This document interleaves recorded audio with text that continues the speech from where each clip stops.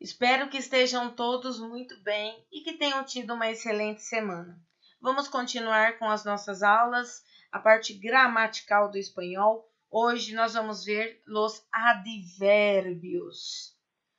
Para introduzir, nós vamos ver o que são os advérbios, qual é a função que eles têm e como nós podemos caracterizar cada um dos grupos que pertencem a essa classe gramatical. Então, os advérbios são palavras que se podem modificar um verbo, um adjetivo ou advérbio. São sempre invariáveis e quando se referem ao substantivo, têm caráter de adjetivo. Então, aqui não estamos vendo nenhum aspecto diferente do nosso português.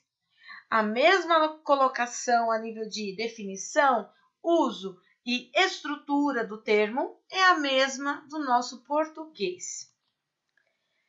Agora nós vamos ver a referência entre os termos que fazem parte de cada grupo dos advérbios. Os advérbios, eles podem modificar um verbo, um adjetivo ou um próprio advérbio em relação ao tempo. Advérbios de tempo. Temos a hora, aún, anteayer, anoche, ayer, antes, anteanoche, después, entretanto, entonces, hoy, jamás, nunca, luego, mañana, mientras, pronto, siempre, tarde, temprano, todavía e já. Esses são os termos que nós podemos utilizar para modificar em relação ao tempo. Já em relação ao modo, nós temos apenas, assim, bien, casi, despacio, deprisa, mejor, mal, como, entonces, inclusive, solo, peor e facilmente. Lembrando, pessoal, que solo com acento significa somente. Solo sem acento, ele pertence à classificação de adjetivo e significa sozinho, tá? A mesma coisa, né, nós vamos ver aqui em relação ao termo mal. Mal é o contrário de bem e malo é o contrário de... é o significado de mal ou ruim, certo? Em português é diferente, né? Nós temos essa diferença aí em mal com L e mal com U. Em espanhol é mal ou malo. Acrescentamos um O e mudamos a colocação, certo? Muito simples também, né? Advérbios de lugar. Abaixo ou debaixo é a mesma coisa, são sinônimos. Arriba ou em cima também são sinônimos. Aparte, aí, allí e allá, aqui, acá, alrededor, adelante, cerca, delante, detrás, atrás, são sinônimos. Dentro, fuera e lejos. Aqui, com acento, é lugar onde se encontra a pessoa que fala. Aí, designa um lugar mais próximo que allí. E allí é distante da pessoa que fala. Então, eu diria que aqui é próximo, aí a meia distância e allí longe, lejos. Nós já aprendemos esses termos quando nós vimos, né? Este, es, aquele, né? Esto, eso, aquello e assim por diante. Nós vimos toda a classificação dos pronomes demonstrativos, né? E aí, ou adjetivos demonstrativos, e nós fizemos uma referência sobre esses termos dos advérbios de lugar. Então, aí está. Agora, nós estamos estudando eles como classificação própria, que pertence aos advérbios, certo? Advérbios de cantidad. Poco, algo, mucho, muy, más, bastante o demasiado, menos, todo, nada, además e incluso.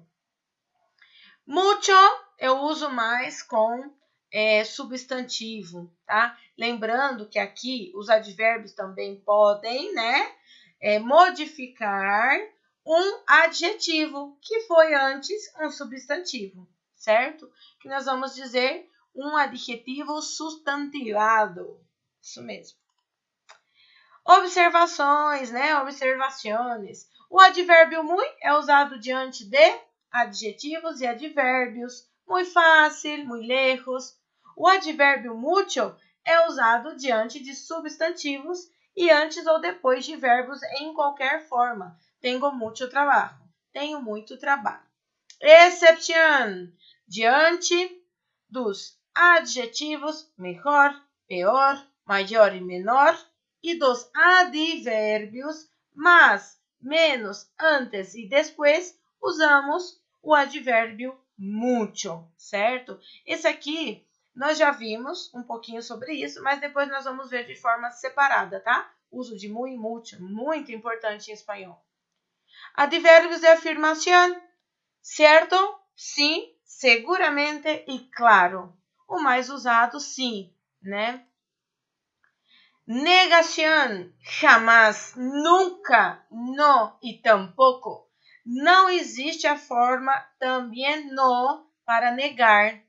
Para isso, usa-se o tampouco. Se você quer dizer também não não existe, tá? Então, como não existe, qual que você usaria no lugar? Tampouco, certo? Advérbios de duda. Acaso, quizás ou quizá, provavelmente, talvez, sempre separado em espanhol, possivelmente. Quizá, com acento, depois, palavra que começa com consoante. Então, eu vou colocar depois de uma palavra que comece com consoante. E quizás, depois de uma palavra que começa com vogal. Aqui a gente pode confundir, né, no uso, achar que quiçá ou quizás está relacionado ao número, mas não está, pessoal. Lembra que no início da aula eu disse que os advérbios, eles são termos invariáveis. Se eles são invariáveis, eles não têm número nem gênero, certo? Então, a quiçá eu uso depois de uma palavra que começa com consoante e quizás eu uso depois, né? É antes aí quando eu tenho uma vogal, né? Quando a palavra começa com uma vogal, certinho? Deu para entender? E a última classificação, se eu não me engano, na apostila de vocês não tem, mas se quiserem anotar a parte, eu recomendo. Advérbios de ordem, para colocar ordem, enfatizar, caracterizar o verbo no sentido de ordem. Antes, primeiramente, depois, sucessivamente. A formação em mente. Observe que o advérbio pode ser formado pelo acréscimo do sufixo mente ao adjetivo feminino. Então, lenta, lentamente. Aqui também nós podemos recordar, né, uma parte dos acentos. São lembrados que uma exceção da regra dos acentos incluía aqui os advérbios de ordem, né? Então, nós podemos confundir um pouquinho o uso do mente como modo. Em alguns livros didáticos, ele está classificado como modo. Aqui eu estou apresentando para vocês como ordem, porque é o mais comum, é o que mais se utiliza aí em relação à gramática da Academia Espanhola, certo? Mas não está errado classificá-lo também como modo, porque nós costumamos, né, pensar em português, então a gente acaba o modo pelo qual se faz as coisas, né? Lembrando que, como eu estava dizendo um pouquinho antes, que em relação aos acentos, né? Quando o meu substantivo, né? A minha palavra, o meu termo, vamos dizer assim, meu nome, tem acento e eu acrescento mente, e essa palavra já na sua origem tiver o acento, em espanhol permanece. Então, todas as palavras terminadas em mente, né? Que antes, né? Ou seja, esse adjetivo antes sempre né, um adjetivo que eu coloco mente se torna um advérbio, né? Isso nós já falamos.